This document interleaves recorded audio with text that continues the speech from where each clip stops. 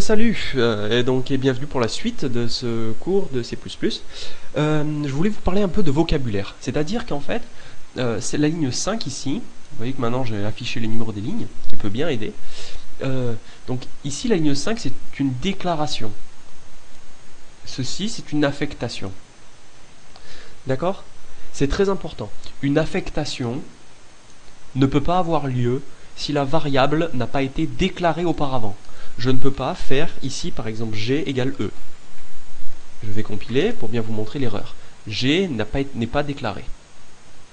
Tout simplement. Donc ça ne fonctionne pas. Il est très important que G par exemple aurait pu être défini ici. Tout aurait fonctionné à merveille. Cette syntaxe, E égale E plus 1, est tellement utilisée, on appelle ça l'incrémentation. C'est ajouter 1 à une variable. C'est tellement utilisé qu'on a inventé des raccourcis pour ça.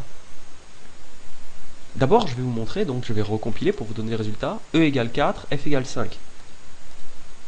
Donc, vous pouvez remplacer cet élément-là, E égale E plus 1, par E plus plus. C'est une abréviation. Vous pouvez l'utiliser, mais surtout, quand vous la verrez dans d'autres programmes, il faut bien que vous compreniez qu'il s'agit de E égale E plus 1. Il s'agit de la même chose. Je recompile et re-exécute, vous voyez que le résultat est identique.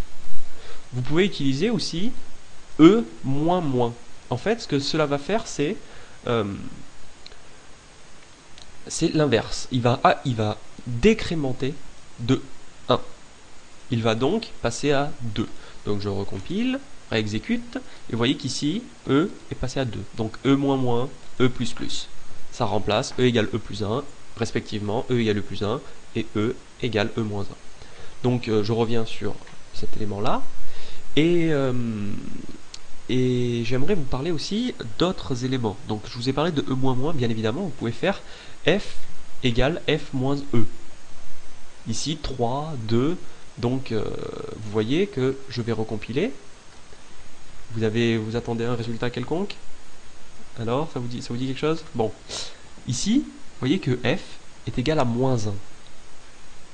Alors, c'est important à savoir, un nombre entier n'est pas forcément un nombre positif. Un nombre entier peut être négatif. C'est très très important. Donc, ici, vous voyez que la soustraction fonctionne très bien et passe dans un nombre négatif, qui ne pose aucun problème au compilateur. Ensuite, il y a la multiplication, qui se représente par une étoile. Je recompile à nouveau. Vous voyez qu'ici, f est égal à 6, parce que 3 fois 2, je vous laisse faire le calcul de tête, sortez pas la calculatrice pour ça, donc 3 fois 2, ça fait bien 6. D'accord? Vous pouvez utiliser aussi A. Là, pour parler de ça, je vais peut-être nettoyer un peu.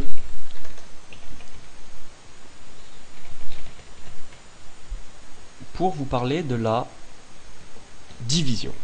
Alors, à votre avis, 3 divisé par 2, ça fait combien? Donc, eh bien, je vais vous le dire. 3 divisé par 2, ça fait E. Ici, c'est 2 divisé par 3. Donc, pour perturber personne, je vais faire ça. Voilà. Donc, d'accord? 2 divisé par 3, c'est 0. Par contre, si je mets ici 3 et ici 2, le résultat sera 1. Alors, ce qui est très important à savoir, c'est qu'il existe en fait 2 divisions pour des nombres entiers. Il y a le pourcentage et il y a le slash et le pourcentage. En fait, je vais vous montrer qu'il est aussi possible de mettre le résultat, non pas dans une variable, mais directement à l'écran. Directement dans la commande coup. D'accord? Donc ici, je vais copier cette ligne et je vais vous montrer la différence entre le slash et le pourcentage. Bon, pour faire quelque chose de plus joli, je viens vous montrer slash de point espace. Oups. Slash, j'ai dit. Ici, encore une fois, mettre pourcentage de point espace. Voilà. Voilà, donc on peut afficher directement ces deux éléments. Je vais recompiler. Vous voyez qu'ici, le slash c'est 1 et le pourcentage c'est 1.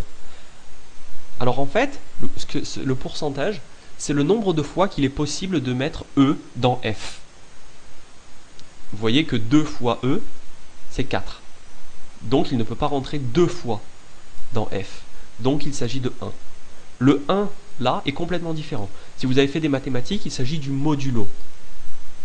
C'est-à-dire que une fois qu'il a trouvé cet élément-là, qui est égal à... D'accord? Il va soustraire les éléments là, l'élément maximum, pour définir le reste. Donc c'est le reste, le pourcentage, le modulo représente le reste de la division euclidienne, c'est-à-dire 3 moins 2. Donc je vais mettre d'autres chiffres pour bien que ça soit plus pertinent. Vous voyez ici 8 et 2. Vous n'avez plus 1 et 1 comme tout à l'heure, vous avez 4 et 0. Ça veut dire qu'on peut mettre, donc avec le slash, on peut mettre 4 fois E dans F. Si on supprime ces 4 fois E dans F, le reste de la division c'est 0. Le reste de la division euclidienne c'est 0. Pourquoi? Parce que, là vous devrez vous en douter, que F est un chiffre pair. Donc, le modulo 2 d'un chiffre pair, c'est forcément 0. Puisqu'un chiffre pair est justement, par définition, divisible par 2. Sans reste. Ouais. Si je mets ici un nombre impair, le modulo sera... Vous pouvez anticiper les deux chiffres qui viennent. Je vous laisse un moment si vous voulez réfléchir. Donc, le résultat sera 4 et 1. D'accord? Parce qu'il va au maximum 4 fois, c'est-à-dire le chiffre 8. Ensuite, on fait 9 moins 8. Le reste, c'est 1. Donc, un autre exercice. Si je mets ici 10 et 2, le résultat sera... Je laisse un petit moment pour réfléchir. Vous pouvez mettre en pause, faites ce que vous voulez. Le résultat sera 5 et 0. D'accord? Allez, un petit dernier. Si ici je mets 3, c'est pour bien que vous compreniez. Si je mets 3, combien de fois on peut faire ça? 3 et 1. D'accord? Parce que 3 fois 3, 9. 10 moins 9, 1. Ouais. Alors si je crois avoir assez bien expliqué, mais si vous ne comprenez pas, vous pouvez toujours vous renseigner sur le modulo. Voilà, mais je crois avoir été assez clair. Donc c'est important de savoir ça. Ensuite, je vais vous montrer quelque chose d'intéressant. Je vais écrire directement ici, hein, ça ne va pas vous perturber, je l'espère. Je vais changer les variables là pour avoir quelque chose d'intéressant. Voilà. Donc je vais mettre f plus e modulo 2. Voilà. Donc, est-ce que vous avez une petite idée justement de ce qui va s'afficher à l'écran? Donc ici je vais enlever ceci qui n'a absolument rien à faire là. Alors, donc je vais valider cette commande, réfléchissez un petit moment et essayez de trouver le résultat. Attention, j'appuie sur Entrée maintenant. Le résultat c'est 6. Donc je vais retranscrire cet élément là en bas, juste pour vous montrer ici comment le calcul peut être fait. Alors, f, on peut remplacer par un 6, d'accord? Et le e par un 8. Alors, si on fait par exemple 6 plus 8, ça fait 14. 14 modulo 2. Quel est le reste de la division euclidienne de 14 par 2? C'est bien évidemment 0. D'accord? Pourtant, le résultat ici, c'est 6.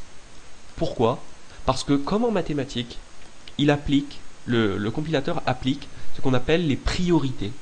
C'est-à-dire, il va d'abord effectuer le calcul E modulo 2 et ensuite faire F plus le résultat. Alors, comment faire ce calcul-là? Imaginons que c'est ce calcul que je veux faire. Eh bien, disons que si je veux obtenir le résultat 0, qu'est-ce que je peux faire? Je peux utiliser, comme en mathématiques, des parenthèses. Et alors, des parenthèses, par exemple, je peux forcer la priorité. Je lui dis donc, calcule en priorité f plus e, et ensuite, tu fais le modulo. Et théoriquement, je devrais trouver 0. D'accord? Donc vous pouvez, avec les parenthèses, jouer sur les priorités. Mais vous voyez, comme je vous ai montré dans l'exemple précédent, que le pourcentage a une priorité naturelle sur plus, sur moins, de la même manière qu'en mathématiques, la multiplication a la priorité sur l'addition. D'accord? Donc le compilateur respecte tout à fait ça. C'est quelque chose à ne pas oublier. Donc vous pouvez faire ça. Voilà, c'est tout pour le moment. Je vous parlerai d'autres choses plus tard. Donc voilà, à très bientôt et puis bonne journée.